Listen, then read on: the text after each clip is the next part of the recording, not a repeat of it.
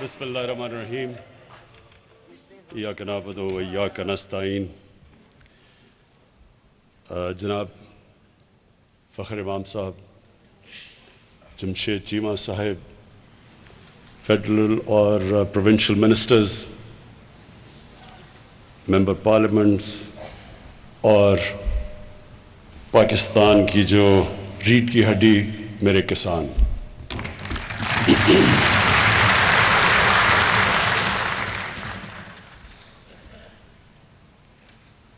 آج جو ہمارا مقصد اس کسان کانفرنس کو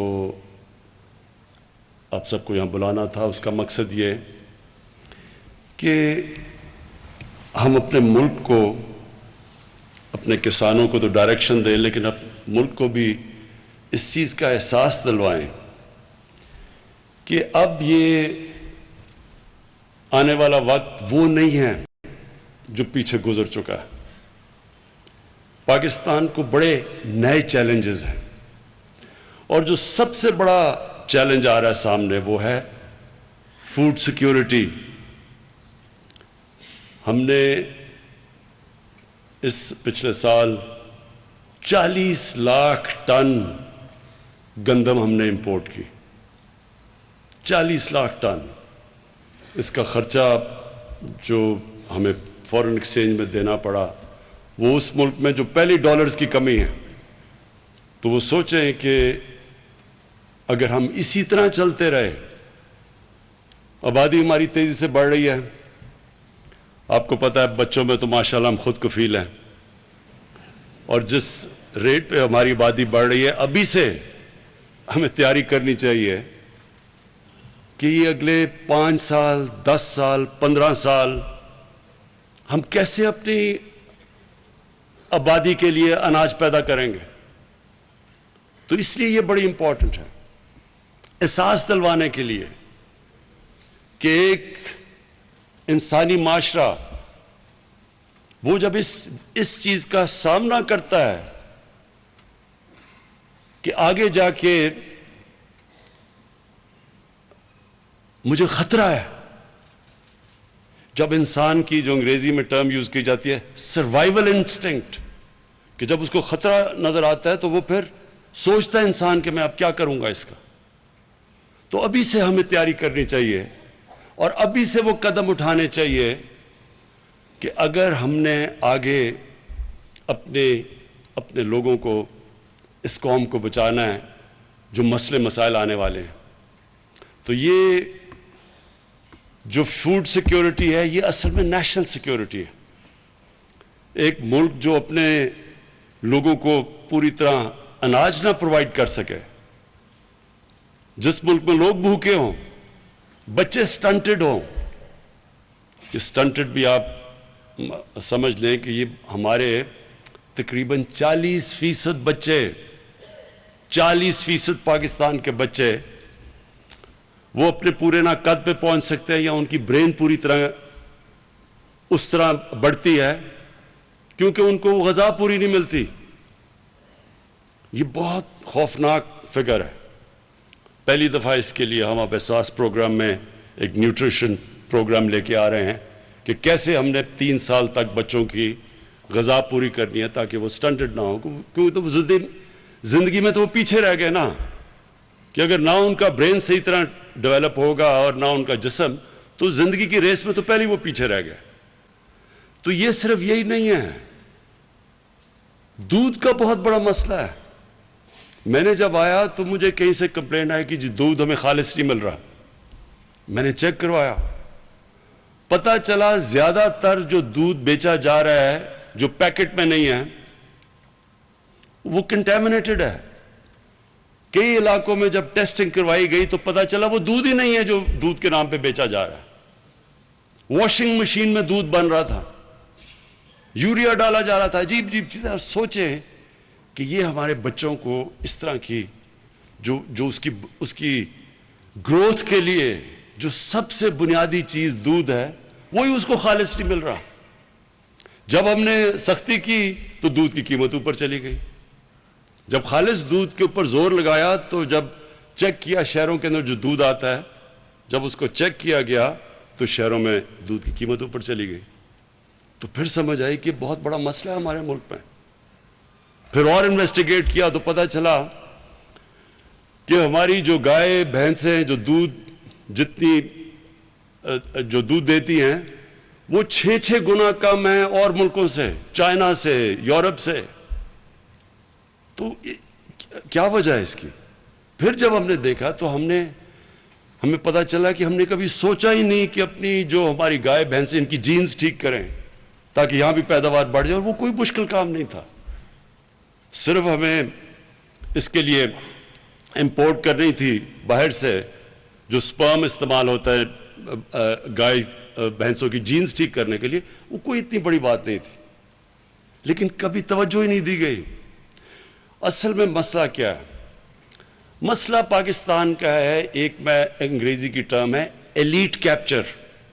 یا جو ملک ہمارا بنا وہ سب کے لیے نہیں بنا, وہ چھوٹے سے طبقے نے کیپچر کر لیا اس ملک کو, وسائل کو بھی, ساری اچھی سہولتیں ان کے لیے, مرات ان کے لیے. کبھی کسی نے چینج کرنے کی کوشش نہیں کی تھی. کہ جب انگریز آیا تھا, انگریز کی غلامی کیا تھی؟ انگریز نے اپنے لیے ایک اسپیشل سسٹم بنائے ہوئے تھے. وہ کنٹونمنٹس میں رہتے تھے, وہاں عام یہاں کے ہندوستانی نہیں جا سکتے تھے. ان کی اپنی سٹینڈرڈ تھی, ان کی تنخواہیں مفت تھی, وہ حکمران تھے. ہمارے پیسوں کے اوپر وہ بادشاہ بن کے رہتے تھے, ہم غلام تھے. لیکن جب ہمیں آزادی ملی تو ہمیں کرنا یہ چاہیے تھا کہ ہمارے جو حکمران آئے انہوں نے پھر سب کو بیچ میں, جس کو انکلوسیو کہتے ہیں, سب کو شامل کرنا چاہیے تھا پاکستان کی ترقی میں. وہ نہیں ہوا. انگلش میڈیم ایجوکیشن, میں جب پڑھا تھا تھوڑے سے تھے انگلش میڈیم سکول, باقی اردو میڈیم, سارا انٹلیکچوئل اردو میڈیم سے آتا تھا. دیکھتے دیکھتے انگلش میڈیم بڑھتے گئے اور اردو میڈیم کی سٹینڈرڈ گرتی گئی سرکاری اسکولوں کی. پہلے سارے بہترین جو اسکالر سرکاری اسکولوں سے آتے تھے, وہ سرکاری اسکولوں کی سٹینڈرڈ گر گئی. تھوڑے سے لوگوں کے لیے پرائیویٹ انگلش اسکول بن گئے, اچھی تعلیم اور نوکریاں ان کے لیے. کسی نے نہیں سوچا کہ عام آدمی کیسے اس تعلیم سے 21ویں صدی میں جائے گا. اور یہ ہر چیز یہی مسئلہ آیا. ہسپتال گورنمنٹ کے اچھے بھلے تھے, وہ پیچھے رہ گئے, پرائیویٹ ہسپتال بن گئے, پیسے والے لوگ پرائیویٹ ہسپتال, بچارے عام عوام گورنمنٹ ہاسپٹلز میں جس کی سٹینڈرڈ کچھ نہیں تھی. انصاف کا نظام بھی کیا ہوا؟ وکیل ہیں, مہنگے وکیل ہیں تو انصاف ہے. غریب کمزور آدمی جب طاقتور کے سامنے عدالت میں جاتا ہے وہ مار کھا جاتا ہے. قبضہ گروپ بن گئے, کیسز نہیں, زمین کا کیس ہی نہیں حل ہوتا تھا, قبضے شروع ہو گئے. ہر جگہ کمزور آدمی نے مار کھائی, پیچھے رہ گیا, تھوڑے سے لوگ اوپر چلے گئے, اچھی نوکری تھوڑی سی ایلیٹ کے لیے. تو جو ہماری زراعت تھی ادھر بھی یہی ہوا. اصل تو زیادہ تر ہمارے کسان تو چھوٹے ہیں, چھوٹی لینڈ ہولڈنگز کے, جو بڑے بھی تھے آہستہ آہستہ زمین بڑھتی وہ چھوٹی لینڈ ہولڈنگز ہو گئی. تو جو چھوٹے کسان تھے ان کی جب تک ان کی مدد نہ ہم کرتے, ان کے پاس تو وسائل نہیں تھے کہ وہ سیڈ اچھی سی دنیا سے ڈیولپ کرتے یا لے کے آتے, امپورٹ کرتے. ان کے پاس تو پیسہ نہیں تھا, کریڈٹ نہیں تھا. ان کے پاس تو اتنے پیسے نہیں کہ وہ پیسہ خرچ کر کے اپنی زمین کی پیداوار بڑھاتے, نہ وہ مارکیٹ کر سکتے. وہ فصل جلدی اگر نہیں بیچتے تو ان کے پاس سٹوریج ہی نہیں تھی, تو اس کے لیے بیچ میں آڑتی آ گیا. نہ ان کو کیپٹل, نہ ان کو پیسے ملتے تھے, نہ ان کے پاس سٹوریج تھی, تو ان سے سستی چیزیں خریدتے اور وہ مہنگی بیچتے تھے. اور پھر جو وہ انپوٹس کے لیے چیزیں خریدتے تھے وہ مہنگی ہوتی تھی بنسبت طاقتور کے. تو ہر جگہ جو سسٹم تھا اس نے چھوٹے کو پیچھے چھوڑ گئی ریس میں. اور جو انسانی معاشرہ ہوتا ہے جس میں انسانیت ہوتی ہے, وہ پہلی چیز اس کی حکومت دیکھتی کمزور طبقے کو ہے. میں اس لیے بار بار مثال دیتا ہوں, میں جب اقتدار میں نہیں آئے تو میں کبھی مدینہ کی ریاست کی نہیں بات کرتا تھا, میں صرف اسلامی فلاحی ریاست کی بات کرتا تھا.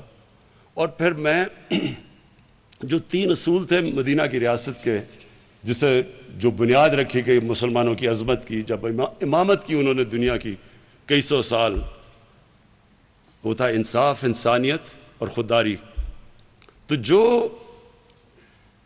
جو مدینہ کی ریاست تھی، اس جو باقی مختلف تھا دنیا میں، انہوں نے سب سے پہلے نچلے طبقے کو اٹھایا تھا۔ اور جو چائنا کی آج دنیا میں سب سے تیزی سے اوپر جا رہا ہے، اس نے کیا کیا تھا؟ اس نے اپنے پچھلے 35 سال میں جب 70 کروڑ لوگوں کو غربت سے نکالا تو تب وہ سپر پاور بنے۔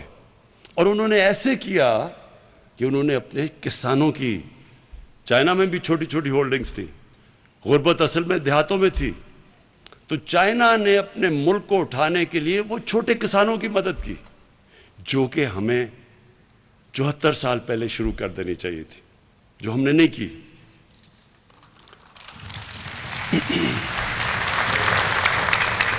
تو آج جو آپ کے سامنے پریزنٹیشن جمشید چیمہ نے کی اور منسٹر فخر امام نے آپ کے سامنے جو زراعت کے اوپر بات کی، میں صرف اس کو سم اپ کر دیتا ہوں کہ وہ ہے کیا۔ اگر ہم اسی طرح چلتے رہے آگے، یہ یقین ڈال لیں کہ ہمیں صرف فوڈ سیکیورٹی اتنا بڑا مسئلہ بن جائے گا کہ یہ ہماری نیشنل انسیکیورٹی بن جائے گی۔ ہم اگر اپنے لوگوں کو، کوئی بھی قوم اپنے لوگوں کو صحیح معنی میں غذا نہیں دے سکتی، وہ کبھی بھی آگے نہیں بڑھ سکتی۔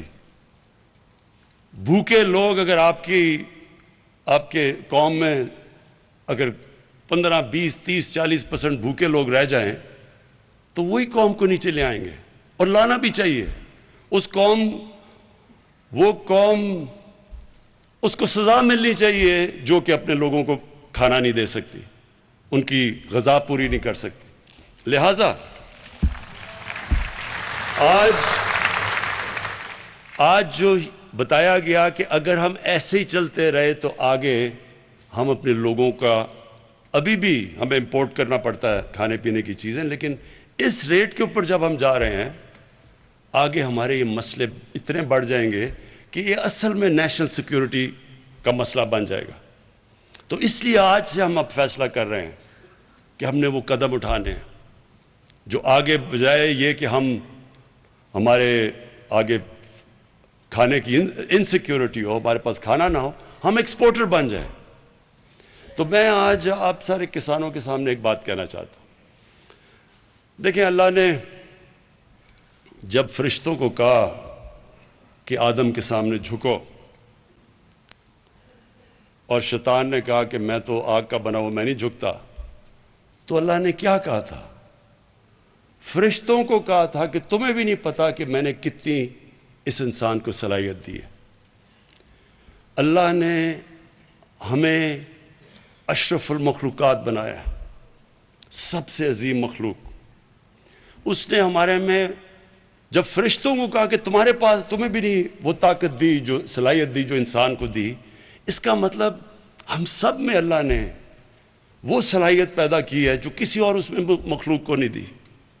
لیکن اس صلاحیت کو نکالنے کے لیے اللہ نے کوئی کنڈیشنز لگائی ہوئی ہیں، اور وہ کنڈیشن یہ ہے کہ انسان اپنی عقل استعمال کرتا ہے اور انسان محنت کرتا ہے، اور یہ بھی ہے کہ لا الہ الا اللہ، کسی کے سامنے وہ جھکتا نہیں، وہ اپنے پیر پہ کھڑا ہوتا ہے۔ یہ جو انسان کے اندر طاقت آتی ہے، جب وہ ارادہ کر لیتا ہے کہ میں نے یہ مثلا ایڈمنڈ ہلری نے فیصلہ کیا، جو پہلا آدمی چڑھا تھا سب سے اونچے پہاڑ پہ، کہ میں نے اس پہاڑ پہ چڑھنا ہے۔ یاد رکھیں، اس سے پہلے جنہوں نے بھی ماؤنٹ ایوریسٹ کے اوپر چڑھنے کی کوشش کی تھی، یا وہ فیل ہو گئے تھے یا وہ مر گئے تھے، تو جان کی اس کو بازی لگانی پڑی، لیکن اس نے فیصلہ کیا میں نے چڑھنا ہے۔ تو انسان کامیابی تب ہوتا ہے جب وہ ارادہ کر لیتا ہے، کشتیاں جلا دیتا ہے کہ اب میں نے یہ کرنا ہے۔ تو ہمیں پاکستان کو، جو ہم ایک غلط راستے پہ چڑھ گئے، جب ہم نے ایڈ کے اوپر جس طرح ایک منشیات لینے والے کو جو ایڈکشن ہو جاتی ہے، ہمیں بھی ایڈ کی ایڈکشن ہو گئی۔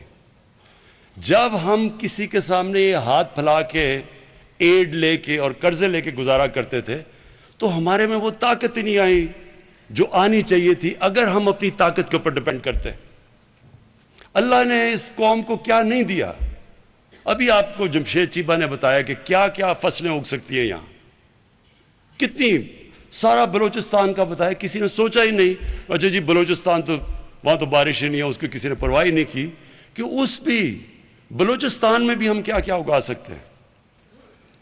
ایسے جب لوگ فیصلہ کر لیتے ہیں تو حالانکہ وہ ہم اسرائیل کو ہم ریکگنائز نہیں کرتے کیونکہ وہ جو ظلم کیا انہوں نے فلسطینیوں پہ، لیکن انہوں نے اس ریگستان کے اندر جو ٹیکنیکس استعمال کی ہیں پانی کی، جو اس نے ریگستان میں جس طرح کی چیزیں اگائی ہیں، تو ہمارے پاس تو وہ اتنا علاقہ پڑا ہوا ہے، کیونکہ وہاں علاقہ تھوڑا تھا، بارش بھی نہیں تھی، تو انہوں نے اپنا ذہن لڑا کے اسی ریگستان کو کہاں سے کہاں پہنچا دیا۔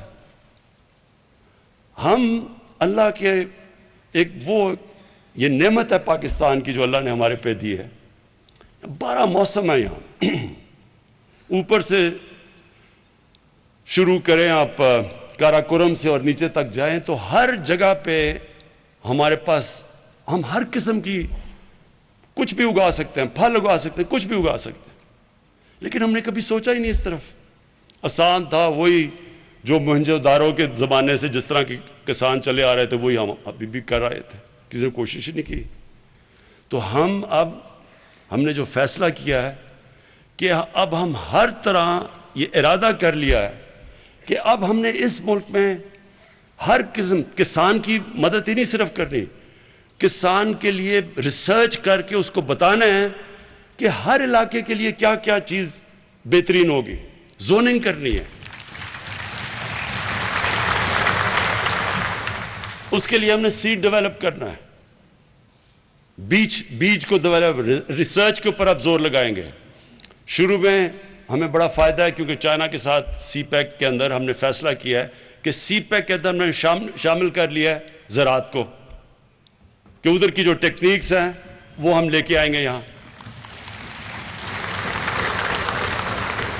فخر مام نے بتایا کہ ہندوستان میں کسان کتنے زیادہ اس کے پاس امپلیمنٹس ہیں زراعت کے، اور ہمارے پاس صرف ٹریکٹر ہے یا پتہ نہیں حل ہے۔ تو ہر چین تو اس میں کیونکہ انہوں نے جب غربت کم کی تھی اپنے ملک میں تو سب سے زیادہ زور انہوں نے چھوٹے کسان کے اوپر لگایا تھا، سب سے زیادہ مدد انہوں نے چھوٹے کسان پہ کی تھی۔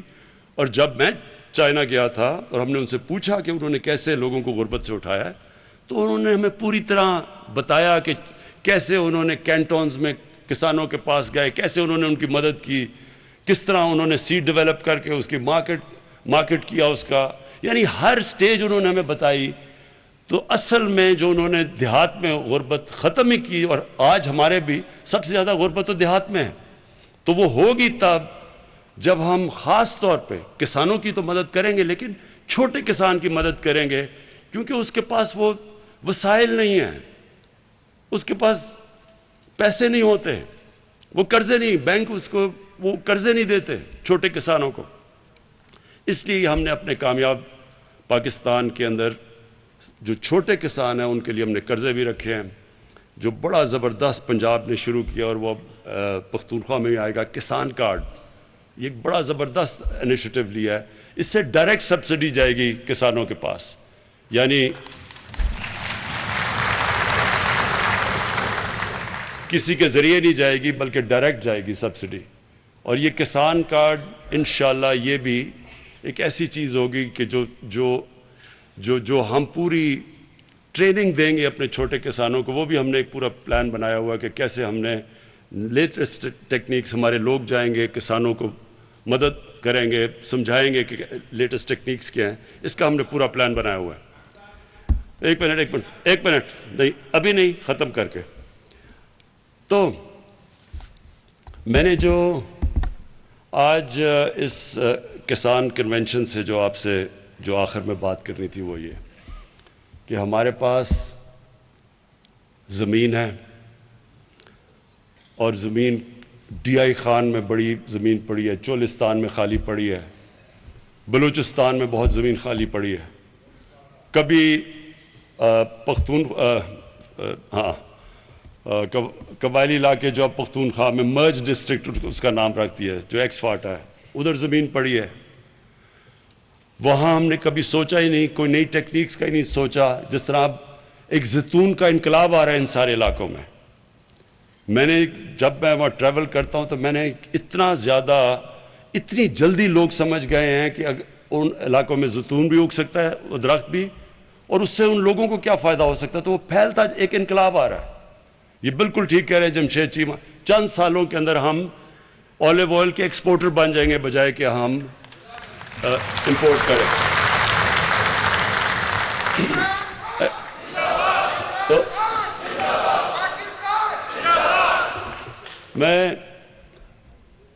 میرے میں پورا یہ اپنی قوم پہ اعتماد ہے کہ ایک دفعہ ہم مدد کریں لوگوں کی. ہمارا کام ہے ساری دنیا سے لیٹسٹ انفارمیشن لائیں کسانوں کے لیے, لیٹسٹ ٹیکنیکس لے کے آئیں آپ کے لیے, زوننگ کروائیں کہ کیا کیا اگ سکتا ہے. مثلا میں نے اپنے گھر میں ایووکاڈو لگایا اور میں حیران ہو گیا کہ جتنا بہترین ایووکاڈو اس علاقے میں اگتا ہے. اب ایووکاڈو وہ سبزی ہے جو ساری سبزیوں میں سے سب سے مہنگی سبزی سمجھی جاتی ہے.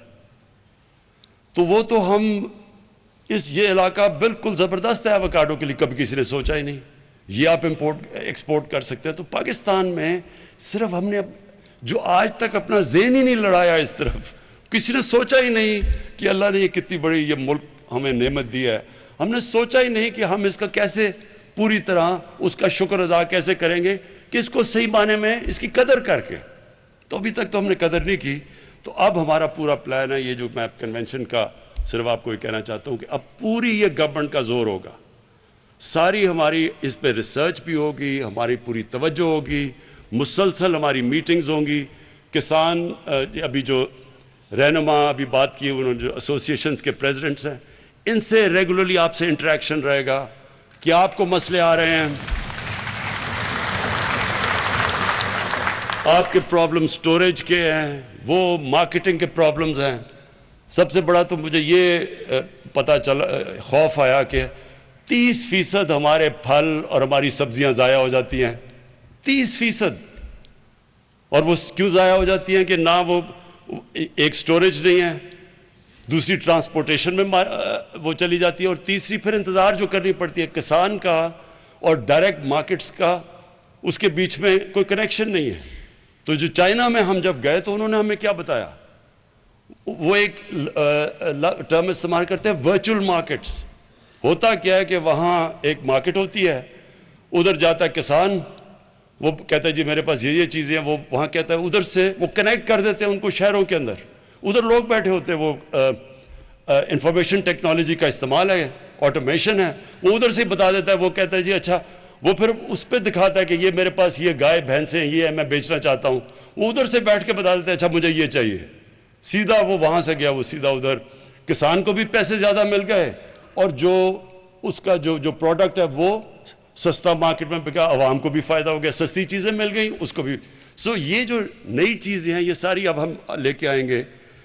کوشش صرف یہ ہوگی کہ کسان خوشحال ہو ہمارا. جب کسان خوشحال ہوگا تو وہ اپنی زمین پہ پیسہ لگائے گا.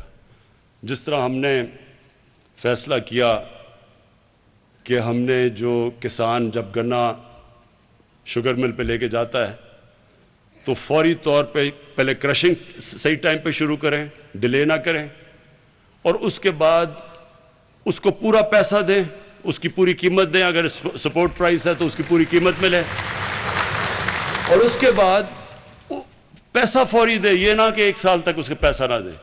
صرف اس قانون کی وجہ سے کسانوں کے پاس پیسہ زیادہ آیا. پہلی دفعہ اتنا زیادہ پیسہ ملا, تقریباً 1100 ارب روپیہ. جو ساری چیزیں, گندم کا اچھا پیسہ ملا, چاول کا ملا, مکئی کا ملا, گنے کا ملا. اس سے جو پیسہ گیا 1100 ارب روپیہ کسانوں کے پاس, وہ پیسہ انہوں نے لگایا اپنی فصلوں پہ, اور اس کی وجہ سے ریکارڈ گندم بھی ریکارڈ ہوئی, گنا آلموسٹ سیکنڈ ہائیسٹ ہمارا گنا کا ہوا، چاول بھی ریکارڈ ہوا، اور پھر مکئی بھی ریکارڈ کراپس ہوئی. تو یہ اس لیے ہوا کہ ان کے پاس پیسہ آ گیا.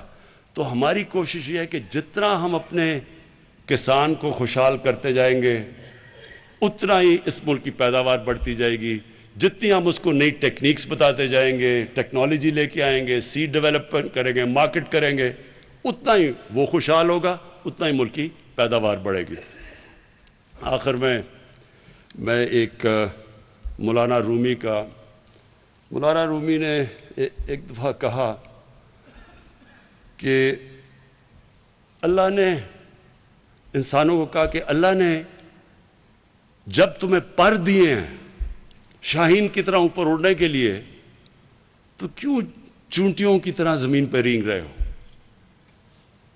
اللہ نے ہم سب کو صلاحیت دی ہے. ہمیں یہ ضرورت نہیں ہے کہ ہم کسی کے سامنے ہاتھ پھیلائیں، ہم کسی کے سامنے جھکیں. ہم سب کے پاس ہمارے پاس ہر چیز اس سے دی ہے. ایک منٹ ہمیں ہر چیز دی اللہ نے.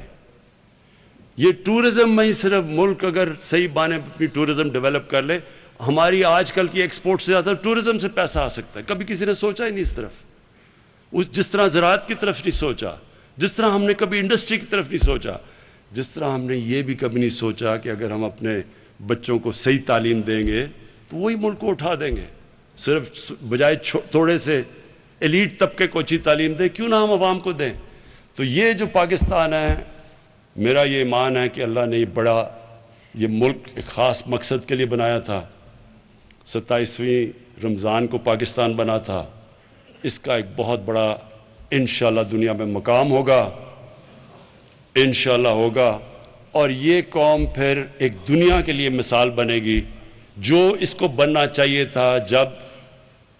جب یہ پاکستان بنا تھا تو بڑی سوچ والے ہمارے لیڈر قائد اعظم، اور اس سے بڑا جو